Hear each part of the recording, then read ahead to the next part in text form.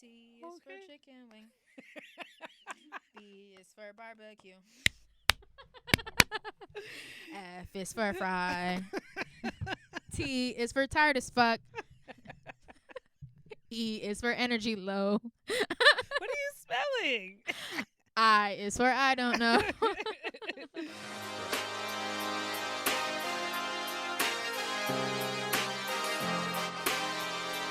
Welcome back to another episode of the Occasionally Accountable Podcast. Oh my God, we back. Oh my God, we back. Hey y'all. Little shoulder shimmy. That's the best that I think we got with our You know what's funny? exhaustion level. So Brittany had on this fire actually jacket, and it was kind of the noisy material, and she was like testing the sound, and she was like doing this like shoulder shake, and I was like, you never shoulder shake, it should be fine. And she literally just shoulder shakes. So she knew she was a shoulder shaker. I know myself. I know how these shoulders do. You know, I know how they get down. Yes. How are you? I'm good. How was your Week? week, whatever? Life, whatever. Been good. My life has been good. I this past week I'd been back home for a week, and so like adjusting to being back home, it's so weird. Like when you get out of a routine of something, like even we just recorded our first visual episode, but it still I kind of felt a little like having to get back into the routine, and I felt that way pretty much all week with low-key everything that I've been doing, where I'm like, what's my password to get into work? Like, what's my Wi-Fi? Like, I don't know. So just kind of getting back into the swing of things. I started a fitness group chat community on Instagram, and I've been like trying to get more focused on like going to the gym and being more accountable with those goals. And so yeah, I've just been doing that, working out this week more than I have in a long time. Come on. And yeah, just kind of getting back into the groove. What about you? Honestly, this week has been a lot of like chilling to a certain extent, but not not taking on more than no more extra stuff, because I knew that today was coming and it was going to be a long day of like shooting and setting up and stuff. But I've very much had the intention that like, the second this weekend happens, I'm going to be inside and I will not be talking to anybody. And I will be watching a lot of TV. Did you do that? I will be. Oh, because we also have Monday off. Girl, we got Monday off. We have Monday off. Oh, God, I thank you. we thank because you. As Eb would say. The way that I was like, dang, my weekend is over. No. I forgot we had Monday. Oh, praise be. So for me, I'm like, the rest of this evening and then all of tomorrow is going to be like my phone is off and I don't want Y'all not going to be able to get in contact with me on Monday. I'm gone. I'm gone. We're like, Briana, we got to edit the episode. I'm not here. It's a holiday. MLK did not have this dream. This is not what he wanted for me. He told me to rest. And so that's what I'm going to do today. Bruh, Monday's going to be lit. I'm now excited for the upcoming week. Wow. Yes. And there's no Ginny and Georgia episode. Do you watch Ginny and Georgia? No, I have no idea what that is. You never watch my TV, bro. I don't watch a lot of TV. You don't be watching my shows. And it be good shows. You don't be watching them. Well, anyway, there's a new season of Ginny and Georgia that I need to catch up on. I don't know who those people are. Are those white women? One is a white woman. What's the other one? Guess which one is the white woman? What are the Ginny names? or Georgia? Jenny. It's Georgia. What? Yeah. Who is? Plot twist. What is the other one? Ginny. Not what is, but like, what is the ethnicity of the other one? She's a mixed breed. Like black and white? Yeah. Or? It's not nice to say mixed breed. I was just kidding, guys. I know that's not nice. I was just joking. Whatever. It's fine.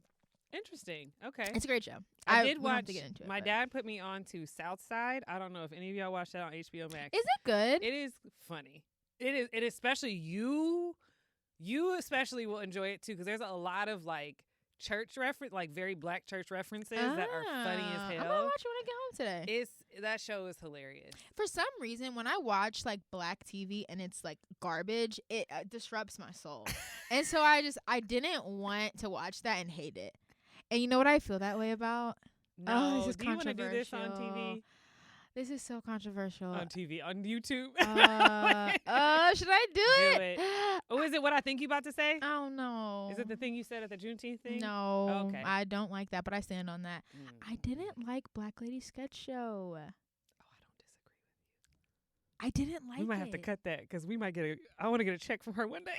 I know. I didn't like it. I just didn't like it. I watched 2 seasons to make sure that I watched 1.5. I watched a full season. Episodes were watched. A mixed bag of episodes were viewed.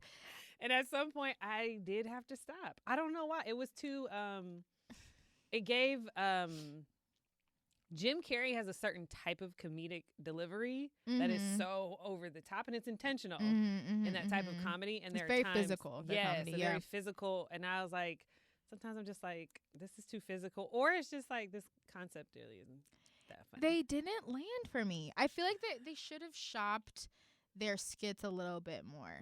I think that maybe they were inside jokes among the people. Maybe the people in the room were too similar, perhaps. But I just feel like it wasn't universally funny. Yeah. Like, I could see why certain groups of people would think that those moments were funny, but universally, I don't think that they got it. Like, I really wished, one of the things that I love about Seinfeld, it was like a very human show about human experience, and I really wished that they captured that better in this sketch. Okay. And not human experience, because I do understand it was for Black women, but like the more broad experience of Black women, I think that they didn't quite get all the way, in my opinion. You know, I didn't think about the fact that having writers from different areas and different experiences, how the value that brings to the creation of the show. Yeah. And the like marketability across. But yeah, I hate glad, to say I'm that glad. too, but I actually agree with you on this. We just talked about having a difficult conversation, and that was difficult for me to admit. And look at the positivity that came from that. You agreed with me. So have your difficult conversations, folks. Lord. So this week, so this week I was giving a lot of reflection around instant gratification. And it was definitely reflection that felt like my wig was being snatched. That's dangerous words over here. I'm sorry. I know we don't have a lot of time. I'm so sorry. Okay. I want to tell you a story about my wig almost being snatched so bad. But go for it. Please go. Okay. So there's these things called wig grips that you're supposed to have on your head when you have a wig on, so that your wig doesn't like get literally snatched. So anyway, I didn't have it on. I was in the airport. It was very stressful. I was stuck in the airport, and I was just like, in my stress, I just like scratching my head, and I went scratch, pulled the wig to a very dangerous space.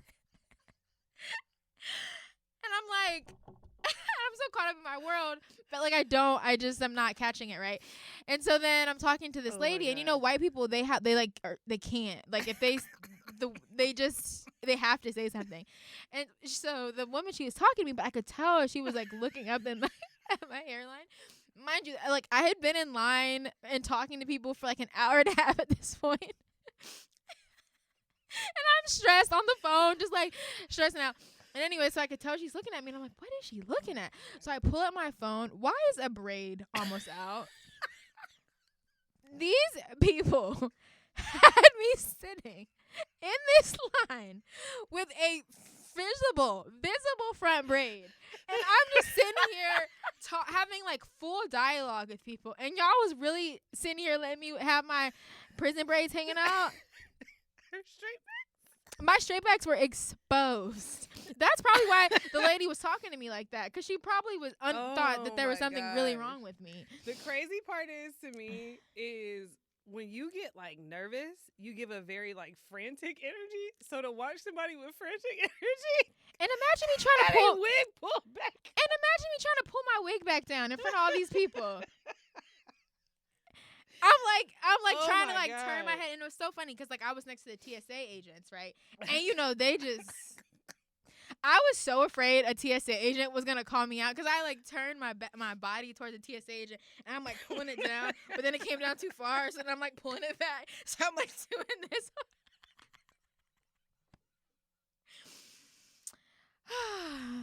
So when you said wig snatched, I thought about that. That was absolutely worth it. I thought about that. I was like, wow.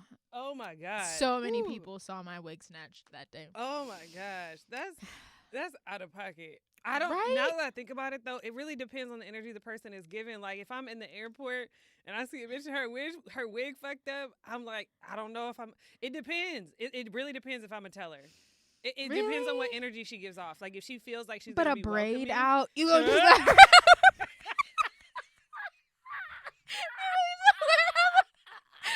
braid exposed, Brittany. That's OD. Like I felt disrespected. Like somebody could have just been like, and then the white lady was just staring at me. So like it wasn't even like she told me. I just figured like she keeps looking at my forehead. Like what is she looking at? And it was the fact that my braid was hanging out of the top of my head. What if that bitch would have fell off? That would have been so bad. oh my God. goodness. Whew. Whew. But yeah. Jesus. Yeah, so All right. Some of us got our proverbial wig snatched. Got it learned. some of us literally almost wig was on the floor. Also, I feel like that TSA agent should have been your bodyguard. When you turned to fix it, they should have been like, "Bro, I got you. Don't Thank even you. worry about it." You know I Shift it a can't get little out bit this to the line. left, right? I can't get out the line to fix it. I gotta just fix it in this Oh, line. you know they talked about your ass. Oh, you already know. But That's hilarious. Sorry, I didn't mean to derail, but I just had to share my experience. Oh my God, that was worth it. All right. So I wanted to talk about instant gratification, really in the sense of how I got there was I'm trying to be really particular about my finances this year. Mm-hmm. Especially, after the last episode before we left for 3 weeks, I was like, Oh, in this yeah. fucking car. The crazy thing is I listen back to it because, I listen to our episodes. And Same.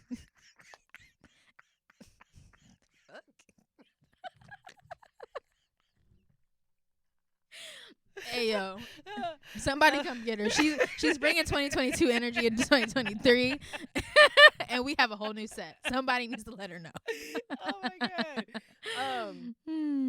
And anyways, I remember I said in the episode, I was like, I paid $23 US, and I was like, that sounds crazy that I'm this mad about $23. It was $2,300. But I went into this year and was like, okay, now that you have your rant off and you've done all your things, it's like, what are you really about to do about the decisions you're making around your finances? And being in positions where, like, just the reality of adulting is some shit is always going to fucking happen. It doesn't matter. Like, especially, so one of the things they had me do is take my entire year last year, each month, it took hella time, it took hours, but each month go literally label out and categorize, thank you, where all your money has been going each month. And first of all, that was stressful, but I would never to get a very clear glimpse of your life. You worked on that for a while too. I remember talking about that. I started doing that before, but now it's just like, anyways, it's OD now because now I'm anyways. But the miscellaneous category of just shit that came up, is like, whew, like, all right, this happens pretty much every other month, if not like more frequently than that. So like, okay, instead of complaining about it, how about you actually start saving in a way where that you shit can that be happens. prepared You know for what I'm saying? Right. So really been breaking that down, and I've been noticing that how instant gratification plays into the purchases that I'm making. And it's like sorry. Excuse me. It's like my desire to have the thing that I want right then is superseding the actual goal of like financial wholeness that I want, but I want it right then, and I'm willing to give in to that instant gratification and never end up reaching this end goal that I want. Like we talked in the last episode about, how we want to live or where we think we want to live. And it's like, one of those things is like owning property in multiple places. And I'm like, well, this version of Brittany wouldn't even know how to fucking handle owning property in 3 different states. Like what? Like I would have no clue. And so having to really look at goals that I have to understand are going to be long term. Like, there is nothing about these goals that are instantly gratifying unless I phrase it in my mind that way of like, okay, each month I realized I saved this, like whatever. But as far as reaching this end goal, you're going to have to forego instant gratification to get the thing that you want. Yeah. And as I was reflecting around that, I do want to stick with finances, but I do want to throw these categories out for the listeners. It then made me go, what are the other ways in your life that instant gratification is running you as opposed to you making the choices that you want? And I listed a bunch of different ones, but I want to throw them out and then circle back to finances. But taking care of my body, you know, like both with food intake or whether or not I choose to go get exercise that day or go get sun that day. It's like, it's the instant gratification of like, I would rather just lay here, you know? And I do think there's a balance of noticing like when your body is really tired versus when you just want the instant gratification as opposed to the end goal. Yeah. Spiritual practice. So like all of the things that I incorporate in my spiritual practice, I definitely do this because it's a lot of different parts and I try to knock all of them out every week, and that don't always happen, and certain things that are meant to be every day. But it's really in that moment of like, am I choosing what will gratify me right now, or am I choosing what will gratify me in the long term? Niggas,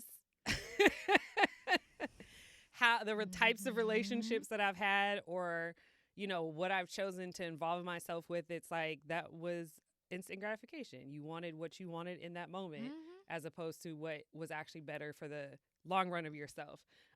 Communication, and even going back to what we talked about last week, which is like having uncomfortable conversations. It's like the instant gratification is to just pass it off, or to, for me, as we talked about being opposites, it's to have the conversation immediately, knowing I'm not prepared to do that because I'm too emotional. Yeah. Or I'm too, I haven't processed this. I haven't even landed on, because if I have to come to you, I need to be able to tell you like why what you did was an issue for me or how you made me feel. And if I'm just immediate, I don't really even have a sense of that. Yeah. I haven't done any of the work. I just need you to know you got me fucked up. And what good is that? Right? We don't know why. It doesn't matter, right? Yeah, so, but going back to those are all good, and I really want to dive into each of those individually at some point, because I was like trying to hold back what I wanted to say, but yeah, those are all really great. So with you want to stay with finances. With finances, like what is like how you interact with like instant gratification and how it reflects in your finances? This is really great because what I realized just around goal setting, I think, but we'll keep it around finances, is that like you cannot withdraw what you don't deposit. And I never really like understood that as like a metaphor, like more symbolically, but since we're going to stay in the pocket of finances, like I can't, if I in the future need something for some reason, if I haven't spent the time to deposit it, it literally won't be there. Like there is no other way around it. And even if I, like, for example, deposit something that day, a lot of times you can't even get access to it that day. I mean, and symbolically that means that like sometimes you have to deposit things and let it sit and let it settle before it's even good enough for you to even access. Ooh, a word. And you over here, rich. Yeah. And yeah, Lord. Okay. But yeah, and so for me, like, I think I am really working on that, because it's like, yes, right now is good and whatever, but I don't actually ever experience the fullness of the financial situation, because I'm always like playing this game of like paycheck to paycheck. There's no reason why I should live paycheck to paycheck. None. But it's because I'm instantly like, I see it, I like it, I want it, I buy it. I see it, I like it, I want it, I buy it. Like that's just literally how I operate. And then I look around and I have a lot of like little things everywhere, right? A lot of Shein purchases everywhere. But like they be trying to get us, y'all. But like I don't have the nice thing this that I want, or I don't have the nice savings here, or like God forbid I get my car, just anything that happens in adulthood that needs some saving. Like for example, when I was stuck in the airport and needed a plane ticket, I had no ability to get myself out of that situation financially. Like, and that made me realize like, oh, because I never deposited into a safety fund, like physically, but also like symbolically, I don't have anything to work off of here. So yeah, that is something that I'm really adamant about working on this year. Well, also, we're going to go to the next part, but I also want to side note what you said earlier is that also is very true with people.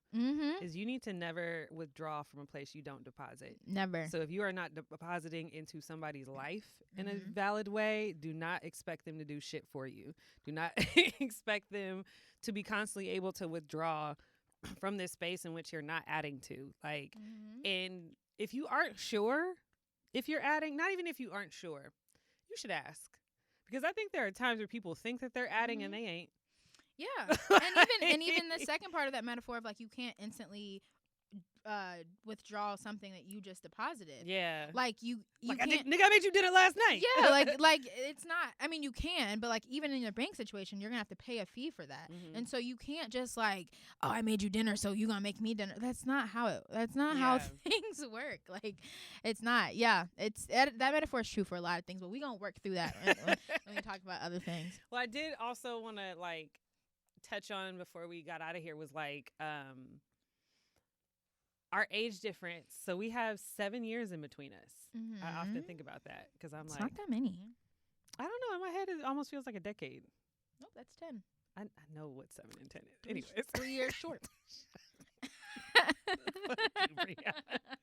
Anyways, but to that point, like there are 7 years of my life. There's probably a difference in 7 years of our lives where social media was not a thing for me. And I think that when we think about the internet and the globalization of the internet and things of that nature, it's like we're creating this habit of instant gratification, which is intentional by the build of what it is, right? But it's like if we're teaching people more and more for the need for instant gratification, I feel like you're taking away from their ability to build, like in practice, like the discipline to build or the longevity to build or the patience to build. Like all of that gets missed because we're so used to things needing to happen now. And I think that that's like a very consumer capitalistic model of like, let me constantly keep you in needing this immediate fix. So that's also how you operate when you purchase is the immediate fix and the immediate high and the immediate like and the immediate share or whatever that is so much more important. Or make sure you go consume over here so you can come back over here and get that immediate like or that immediate gratification. And it keeps us in this cycle of like immediacy and debt and all this other shit that I'm like, for what? I mean, for what? And nothing really good comes out of the immediate. Never. Nothing. Never. Like if you really think about it, like popcorn is better on the stove. Like the ramen noodle better on this. I know I'm hungry right now, y'all, so I've got a lot of food references. But like everything that we do, it's better when we wait. It really is. It really is. And if we live in a society that's pushing us away from that thought, it's also pushing us away from the ability to achieve the things that are actually really good for us, like really actually good for us. And I think about that a lot because I think there's so much patience. I mean, there's so much growth that happens when you have to be patient, and patience is something that I really, really, really need to work on.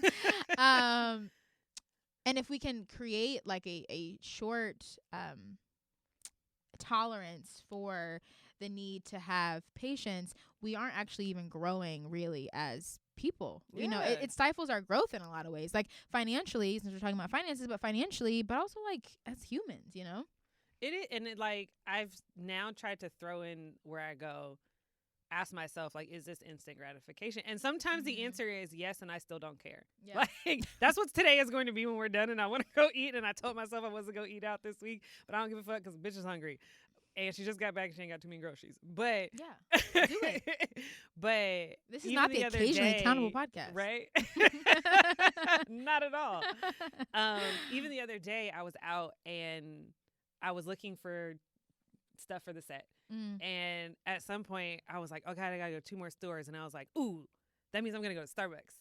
And it literally felt like I'm gonna treat myself. Yeah. And I stopped and was like, Brittany, 6:00 at night. Do you really want coffee? And I'm like, no. But I've associated Starbucks with a treat, you know?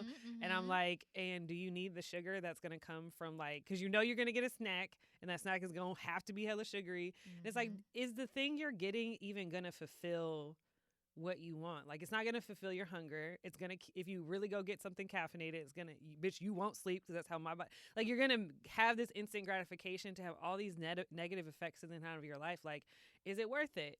And I'm happy to say that this one time. You didn't go to Starbucks that one time. I didn't go to Starbucks. Lord. I mean, I was sitting there like, I mean. Let the church say yeah. For me, if you go to 2 stores, that equals Starbucks. Personally, like that just is law. So sorry, but like you deserved a treat. Thank you. That's you went to 2 stores, bro. 2 stores. I don't know what happened between 20 and now, but like I cannot run errands like I used to. And this is after working all day too. This wasn't even just like I had a chill day. Like I had meetings and shit that day. Yeah. And then I went to 2 whole stores. I remember when I was younger and I'm like, I go to this thing and I do that and this and that. And then I go to IKEA and then this. Yesterday I was supposed to do an errand day. I made it to 1 store. I had 4 places to go. And you know what the store was? The post office. And I was so stressed out after the post office. I was like, I'm going home because it's traffic and I don't see the Starbucks. So I'm going home. Honestly, traffic too. That'll deter me immediately. I hate driving out here. We've talked about this before on the podcast. I fucking hate driving out here. Yeah. There's nothing instantly gratifying about nothing at all. Like, here. And I hate that I can't drive high out here. Like, that probably sounds bad, but it is what it is. Sure.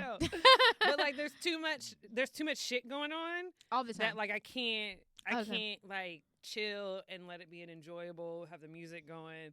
I can't. It's just it. And after 9:30, something happens different on the road after 9:30.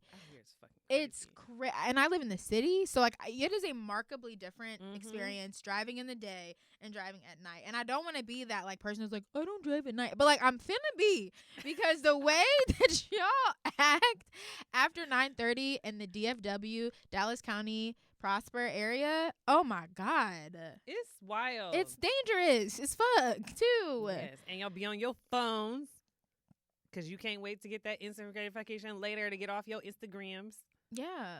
Nah, but yeah, that's one of the things I wanted to like really focus on in the next like coming.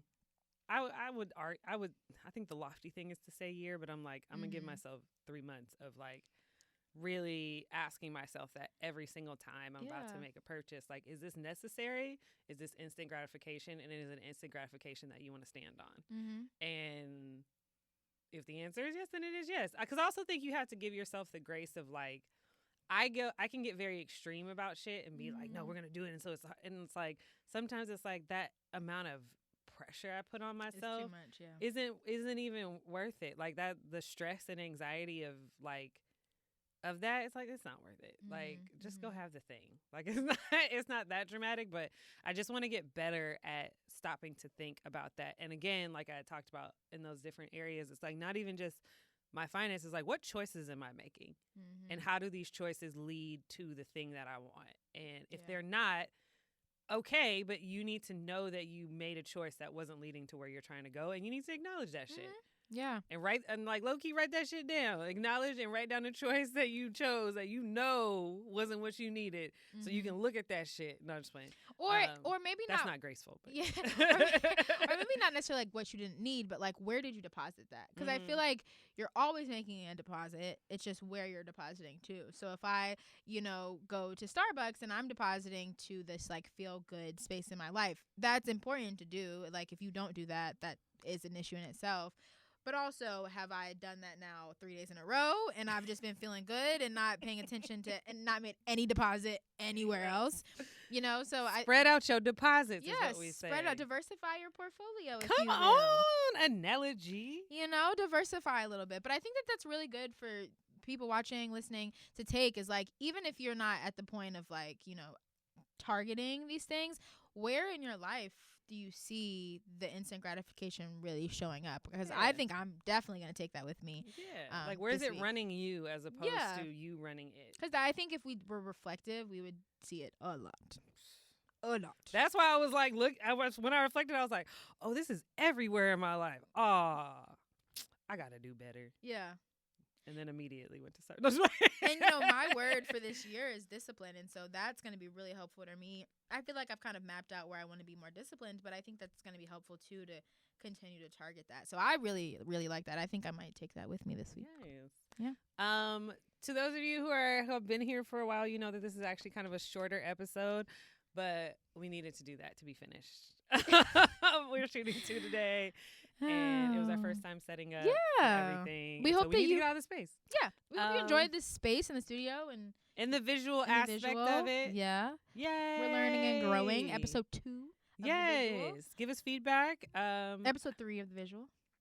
2. Our very first one was visual. Oh, I didn't hear you say all that. I didn't listen. My bad. Yeah. I was instantly gratifying my ears with. We're tired, y'all. So gratify my ears by not listening to you. That's crazy. That was mean. I didn't connect those dots. I'm sit over here. Now I just snitched on myself. Oh my God. Do better, me. But yes, so please remember to like, share, subscribe. We can say that always now. Yeah. And then also make sure you follow us on our social media. And make sure, as always, to tell a friend. Keep giving us that feedback because it's helpful and it's how we're doing all this. So thank you guys so much for rocking with us. And we'll catch you in the next episode. Bye. Okay. I have a question for you. Yeah. I'm excited because you were telling me about this question before. You said not to tell you, so I'm going to throw it to you from left field. It's meant to be random. But I was watching something that was talking about, like, if your nigga cheat on you, like, whether or not you want the girl to be, like, better or worse. And I don't like that word. Sexually? But no. Okay. So, because ain't nobody better than me. So would you rather that, like, if your nigga that you love cheated on you and you got to, like, see the chick, do you want her to be, like, a bad bitch, or do you want her to be, like, not attractive to you? Because I think they say 2 different things. Oh God, I don't know, because I'm carrying 2 paths. I'm on 2 journeys here. Because if she's uglier than me, it's like, really? That's what you wanted to do? But then if she's prettier than me, I'm like, really? That's what you gonna do? I don't know which energy I like more or hate less. Ooh, I don't know. This is actually a great question. Yeah. I don't like this answer, but I'm going to be honest. Honesty is the best policy. I think I would personally prefer if she was uglier than me. Can I have the logic you're thinking for it? I think I would not, like, cheating in general, not good. Don't even know if I could get over it, to be honest with you. But I think I'd have a harder mental block around you wanting to be with me, but being with somebody that does not look like me, better or worse, doesn't look like me. It would be harder for me to overcome, I think, than if I'm like, I could probably rationalize, oh, you just wanted to have sex because you couldn't have been physically attracted to her. And I know that that's not great. But I meant to ask a spicy question, so. Yeah, I know that that's not great, but I think the self-esteem shot on top of the lack of trust would not be able to recover from. I could understand a biological need to just have sex with somebody or an accident or something like that. That's a great question. What about you? So my thoughts are, like, if for some reason I see the girl and I feel like she's more attractive or more attractive and, like, more financially together, more like whatever, quote unquote, ahead in life, like that would be an ego bruise. Like that would be such an ego bruise because at some point I gotta go like, damn, I get it. Right? But I don't want to have to admit that. Right? You know what I'm saying? Like, I mean, yeah, her ass was fat, but Like, with damn, you know, I got a little something. Yeah. I mean, that's why you shouldn't cheat because it's a complicated feeling. But yeah. I think that if she wasn't as attractive, I think that would stroke my ego better. Like it wouldn't incite as much of a insecurity. It would be. I think it would be easier for me to put it on them, which is why I think I would choose that. Like, it'd be easy for me to be like, dang, you just fucking any bitch out here, versus, like, if you look at the bitch and you be like, damn, that bitch kind of fine, and like, oh, damn, she kind of doing some shit. Yeah. Oh, wait, you kind of like, ugh, like. Yeah, it's like, oh, it probably might have been me. It's never you, but, like, you probably be like, dang, like, that was, I'm the problem. I might be the issue here. I might be the issue. I think very selfishly, that's a good point. That's a good point. Because I think even if not, I'm going to find something. Like, she could be prettier, more successful, have a better personality, be funnier, but I'm going to find one thing that I'm like, but that bitch got ugly feet asshole. Right. But she got 4 kids. Right. And you don't even like kids. You hate kids. Yeah. That's a fair point. I wonder Nia Long and her husband, how he cheated on her with that lady that, I don't want to say she's ugly, but like very mid. Like, she's not Nia Long. The middest of the middest of the mid woman. Like, I wonder if she would like rationalize that, like, oh, he just like needed affection, you know, like, I wonder how she felt about that. Because honestly, when that news came out, people weren't like, oh, he cheated. They were like, oh, you cheated on Nia Long? You lost your goddamn mind? Literally, like, that was everybody's reaction. Royalty. That was everybody's reaction. Black royalty. How dare you? Right? Like, not Nia Long? That's what you wanted to do with her? She literally looks like a cafeteria nurse. I mean, not a cafeteria nurse. Cafeteria lunch lady. Or a nurse in a high school. Like, she literally looks so mid. They're called lunch monitors now. Oh. She looked like a lunch monitor. I don't know if that's true. That's just like off a new girl. PTO parent of the year. Dang. Like, mid as hell. And you cheated on her with Nia? I mean, cheated on her with that lady? It's crazy. With that lady? That's crazy. Yeah, I think that, I think I would worry about my ego in that situation and be like, I need you to cheat down. Cheat that way. That way. If you're going to do it, do it with someone who doesn't look as good as me. You know what And that's a hard bar, you know what I'm saying? Because how difficult would that be to take? Like, to really be like, oh, fuck. Like, it's different if it's like, even if you don't feel like they're pretty or whatever, if it's like, oh, she's also very attractive, but not like someone you look at and go, oh, they're miles ahead of me. Like, yeah, that would, oh, my soul. Oh, yeah. Oh my God, Lord. And it's so, I mean, and wow, this is such an honest conversation. Because then, like, as we're talking about it, I'm like, it doesn't really matter. But at the same time, it does. It does. It does matter. Because it's like, bruh, I mean, everyone has somebody who's prettier than them, obviously. But, like, bruh, don't do that to me. Don't do that to me. Because I'm going to go cheat on you with somebody that looks 15 times better than you. And then you're going to be wanting to come and get me. So, dang. I'm clearly in my fifis right now for some reason. I'm like emotionally triggered. I was like, this is supposed to be a question. I'm like having like physical like, feelings about this. We gonna go get him. No. Yeah, but no. Doesn't matter, but it matters. And cheat down.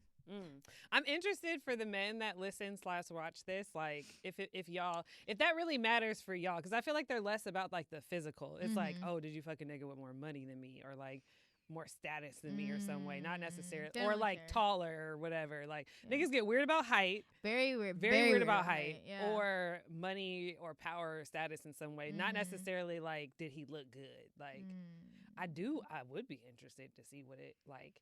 If you're a black man and your girl cheated on you with a white dude, how would that feel? I don't want to like. If you had, I don't wish that on anybody. I'm just saying, like. Yeah, I wonder if they rationalize it that way, or if they're like. That's probably how Drake feels about Serena. He was throwing shots, but also Drake's a bitch, so whatever. That's my personal opinion. Yeah. Those are the opinions of Brittany Nation.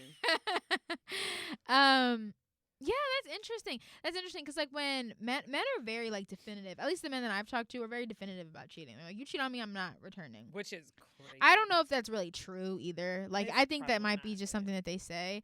But women, I feel like rationalize cheating maybe a little more than men, perhaps. So I wonder if they would rationalize who you cheated with any differently than we would. I feel like women rationalize cheating more because we've been taught that this is just how men are.